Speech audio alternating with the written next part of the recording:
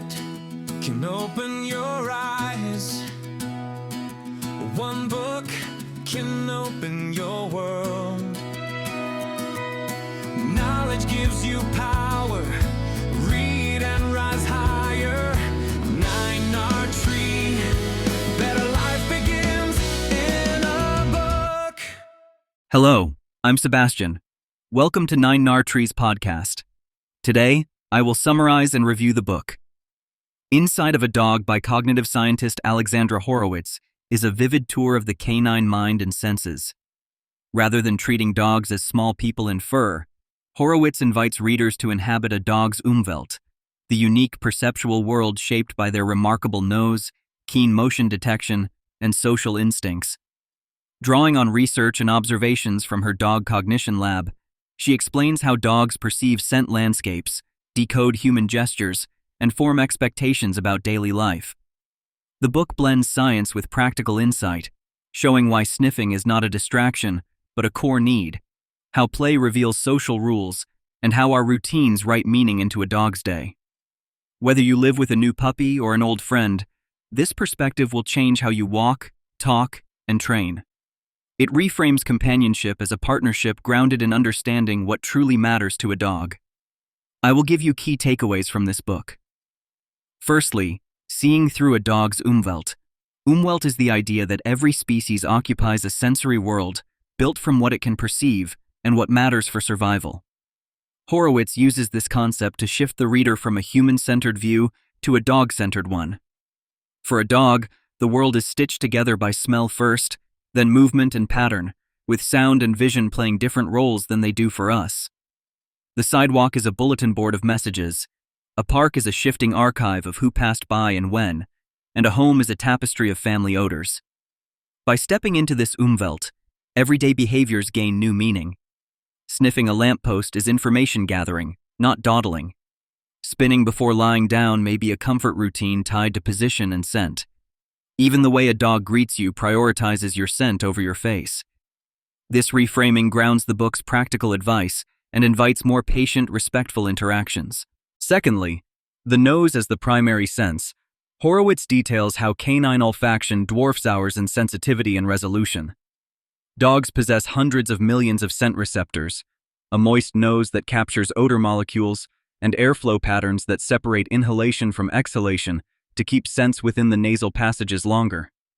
They can smell in stereo, comparing nostrils to locate direction, and they sample at high frequency during sniffing, building a map of odor gradients in real time.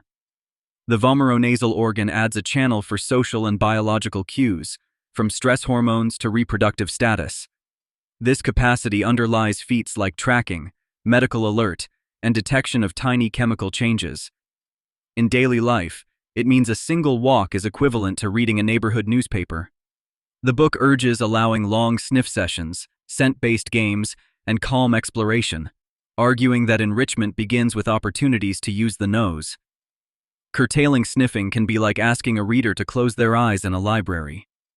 Thirdly, vision, movement, and how dogs read scenes. Compared with humans, dogs see fewer colors and less fine detail, but they excel at detecting motion, especially in low light. Horowitz explains that dogs likely view the world in blues and yellows more than reds, and their visual strengths align with their heritage as crepuscular hunters and social readers of bodies.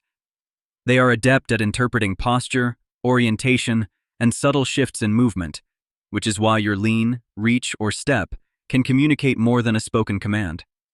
Dogs also read faces, but often as part of an overall body pattern paired with scent and sound.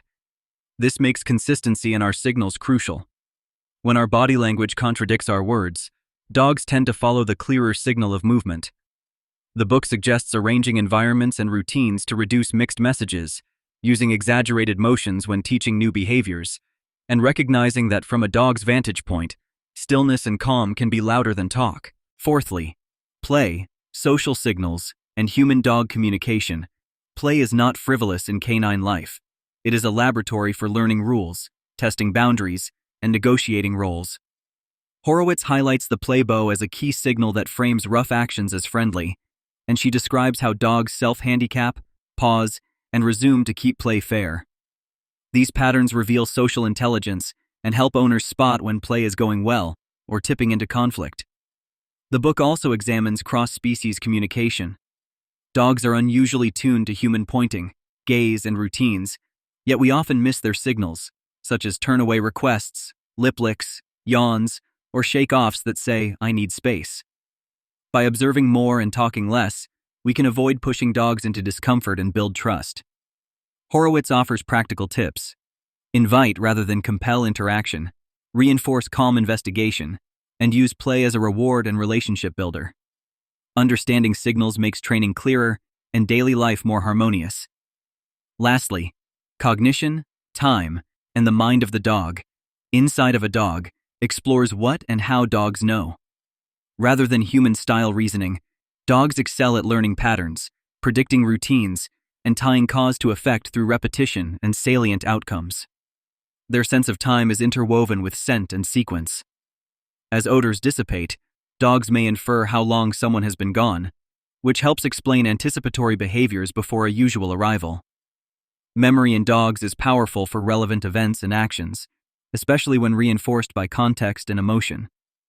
Horowitz distinguishes between over-interpreting behavior as guilt or spite and reading the real cues of stress or expectation. She also discusses enrichment as cognitive support. Novel scents, problem-solving games, social walks, and training that rewards curiosity. The emphasis is on designing a life that matches canine minds, not pushing them into human molds. When we scaffold learning with clear signals, fair feedback, and ample sniffing, dogs become more confident, focused, and adaptable. In conclusion, Horowitz offers a science-based, compassionate guide for anyone who lives with or works with dogs. New owners will gain a foundation in what dogs perceive and need. Rescuers and trainers will find humane strategies rooted in sensory realities, and longtime companions will discover fresh ways to enrich daily life.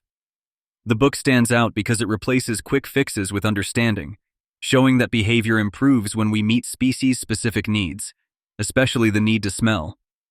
You will learn to design scent-friendly walks, read play and stress signals, reduce mixed messages, and create routines that support calm focus. These insights pay off in fewer frustrations, stronger trust, and richer companionship. Choose this book over generic training manuals because it reveals the why behind behavior and provides tools you can apply immediately. It helps you see the world as your dog does, and that perspective is the key to a happier life together. If you would like to support Alexandra Horowitz, you can buy the book through the Amazon link I've provided in the podcast description. After reading the book, please let me know what you think and share your thoughts. See you around. 1 minute can open your eyes. 1 book can open your world.